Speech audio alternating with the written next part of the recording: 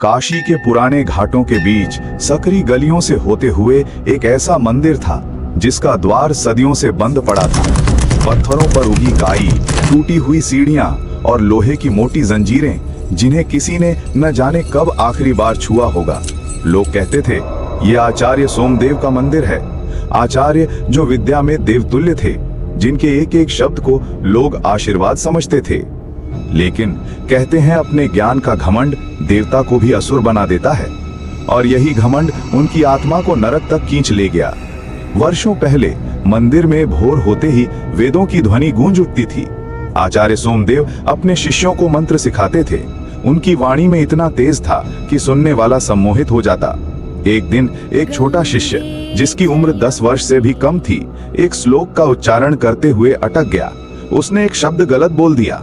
सोमदेव का चेहरा क्रोध से लाल हो गया। तुम जैसे मूर्खों को वेद की शिक्षा का अधिकार नहीं। उनकी आवाज मंदिर की दीवारों से टकराकर गूंज उठी। उन्होंने बिना सोचे समझे उस मासूम को श्राप दे दिया। तेरा वंश इस पृथ्वी से मिटा दिया जाएगा।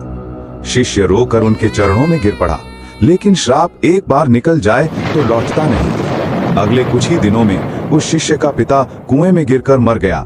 मां को अज्ञात बीमारी ने निगल लिया और फिर एक एक कर पूरा परिवार खत्म हो गया। गांव में लोग डरने लगे कि आचार्य का क्रोध सिर्फ इंसान नहीं, किस्मत को भी निगल सकता है। समय बीतता गया और आचार्य के कठोर स्वभाव ने उनके भक्तों को दूर कर दिया। मंदिर में रोज जलने वाला दीप अब कभी कभी ही जलता था। एक रात सावन के महीने में अचानक एक भयंकर तूफान उठा। आकाश में बिजली चमकने लगी, हवाएं पेड़ों को उखाड़ने लगी। कहते हैं उस रात आचार्य ने मंदिर के गर्भगृह में कुछ गुप्त अनुष्ठान किया था, परंतु तूफान के बीच वे गायब हो गए। सुबह लोगों ने मंदिर के अंदर बस उनकी टूटी हुई माला और जले हुए ग्रंथ पाए। कहा जाता है जो ब्राह्मण अपने ज्ञान का दुरुपयोग करता है वो ब्रह्म राक्षस बनकर मृत्यु के बाद भी इंसानों का शिकार करता है। तब से जो भी उस मंदिर के अंदर गया कभी वापस नहीं आया। रात के समय घाट के किनारे खड़े लोग कहते हैं उन्होंने मंदिर के भीतर एक आधा ब्राह्मण आधा राक्षस देखा है। लंबे जटाजूट, लाल आंखें, गले में रुद्राक्ष की माला और हाथों में खून से भीगी हुई पूजा थाली। उसकी सांसों से हवा में जलते घी और सड़ंद की मिलीजुली गंध फैलती है।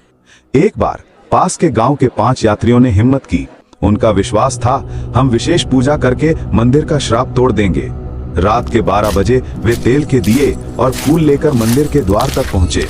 जैसे ही उन्होंने जंजीर खोली, अंदर से ठंडी हवा का एक झोंका आया जो किसी की फुफकार जैसी लग रही थी। अगली सुबह पूरा गांव घाट पर जमा हो गया। मंदिर के बाहर 5 की लाशें पड़ी थीं। चेहरे पर आतंक का भाव, गले पर गहरी काली छाप, मानो किसी ने उनकी प्राण शक्ति चूस ली हो।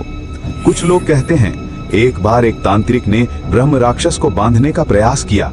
उसने पूरे मंदिर को लाल सिंदूर और रक्षा चक्र से घेर दिया। रात भर मंत्रोच्चारण चलता रहा, लेकिन मध्य रात्रि में अचानक मंदिर के भीतर से ऐसी चीख आई कि पास के कुओं का पानी तक कांप उठा।